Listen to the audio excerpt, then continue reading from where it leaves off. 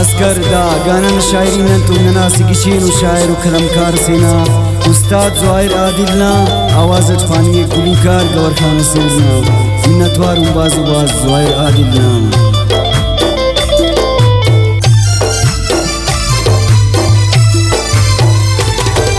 सोच जिदाई न कर ज़दा उस्ते काट मशागिंग देर में शिते दश्तटी सोके की शाम सुरमाई नी अंबारुस नाटी बाज निमाई चपसी मिया सनो अली किताब शौकी गोयक जिदाई नज़ीरा नेको नेक जिदाई जोड़ खरास नेकी लेक साबित होती मागस नेकी लेकिन साबित मागस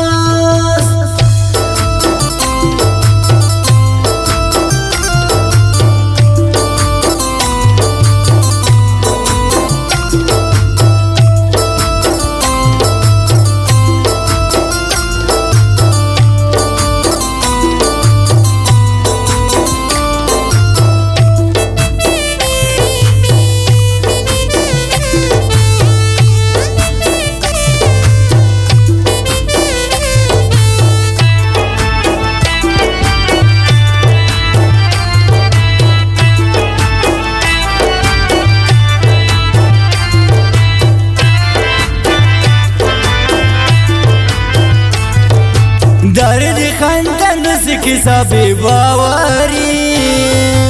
कतन जार आड़त न जफाती चावन के फालतू कस न लवजा का मसरूफ उस बिलाली उस न शौका दर्द बिंगो नुस निखंतन उस जाने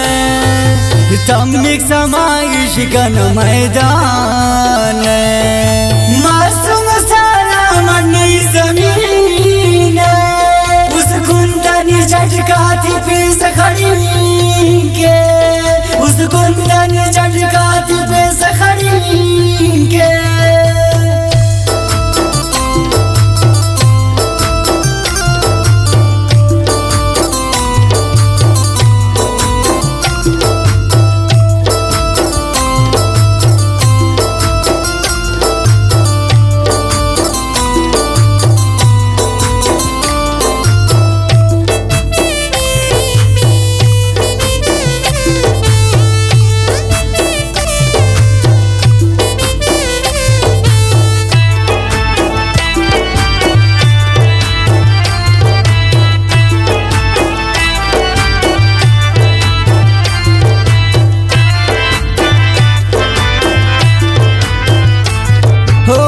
सुनु से खाटी दे खंदानोस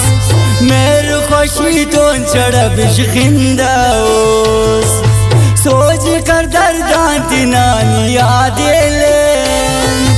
ही नारे खुशी से खेली मुश्किले वो दीवारे कुछ तो खौफ के दीरु दी तरते बंदना नो शुके किस्मत खराब